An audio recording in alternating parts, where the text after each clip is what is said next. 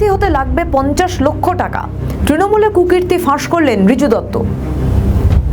তৃণমূলের তালিকা দুর্নীতিগ্রস্ত দিয়ে শুরু, দুর্নীতিগ্রস্ততেই শেষ। তৃণমূল কংগ্রেসের বিরুদ্ধে নিয়োগ, রেশন সহ একাধিক বিষয়ে দুর্নীতি কাটমানি নেওয়ার অভিযোগ উঠেছে বারবার। ভোটের প্রচারে বিরোধীরা নিয়োগ দুর্নীতি থেকে শুরু করে চাল চুরি, বালি চুরি, কয়লা চুরি একাধিক বিষয়কে হাতিয়ার করেছে। দুর্নীতির ফল হাতে নাতে টের পেয়েছে ভোটের ফলাফলের তৃণমূল। 2026-এর নির্বাচনে তৃণমূলকে 80-তে থামতে হয়েছে। বিজেপি এসেছে ক্ষমতায়। বিজেপি ক্ষমতায় আসতে তৃণমূলের তাবড় তাবড় নেতারা মুখ খুলতে শুরু করেছেন। তৃণমূলের অন্দরের খবর বাইরে বেরোচ্ছে। অভিষেক বন্দ্যোপাধ্যায়ের বিরুদ্ধে একের পর এক নেতারা মুখ খুলতে শুরু করেছেন। কোহিনুর মজুমদার, দেব, মনিরুল ইসলামের মতো ঋজু দত্ত মুখ খুলেছেন। টাকার বিনিময়ে টিকিট বিলি করা হতো, বিস্ফোরক অভিযোগ করেন ঋজু দত্ত। তার অভিযোগ, ডেবরা থেকে তাকে প্রার্থী করার কথা হয়েছিল, বিনিময়ে চাওয়া হয়েছিল 50 লক্ষ টাকা। তার কথায়, আমি প্রতীক জৈনের সঙ্গে দেখা করেছিলাম।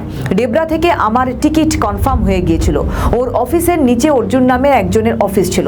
সে আমার কাছে 50 লক্ষ টাকা চেয়েছিল, কিন্তু ভয়ে আমি সেই কথা দলকেও জানাতে পারিনি, কারণ সবই তো আইপ্যাক চালাচ্ছিল। আমি কোনোদিন ভাবিনি এমন পরিস্থিতির মুখে পড়ব। শোনাবো পর্দা ফাঁসের মন্তব্য।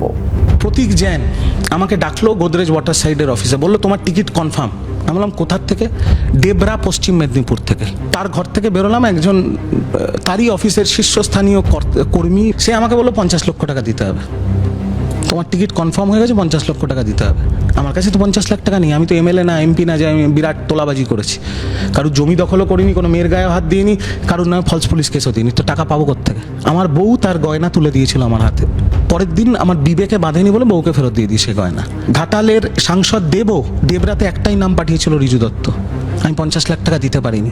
17ই মার্চ দেখলাম ডেবরাতে রাজীব ব্যানার্জির নাম বেরোলো। তিনি কি দিয়েছেন না দিয়েছেন আমি জানি না, আমি সেটা নিয়ে মন্তব্য করব না। শৃঙ্খলা ভঙ্গের দায়ে ঋজু দত্তকে 6 বছরের জন্য সাসপেন্ড করেছে তৃণমূল। আর তারপরেই সাসপেন্ডেড তৃণমূল মুখপাত্র সোশ্যাল মিডিয়াতে লেখেন, আমার প্রাণ প্রিয় দল, যে দলকে আমার যৌবনের 13টা বছর দিয়েছি, নিরন্তর পরিশ্রম করেছি নিজেকে প্রমাণ করার জন্য। শুধুমাত্র নিজের কাজ ও পারফরমেন্সের জোরে ধাপে ধাপে উপরে উঠেছি, কারণ আমি কোনো নেপো কিড নই।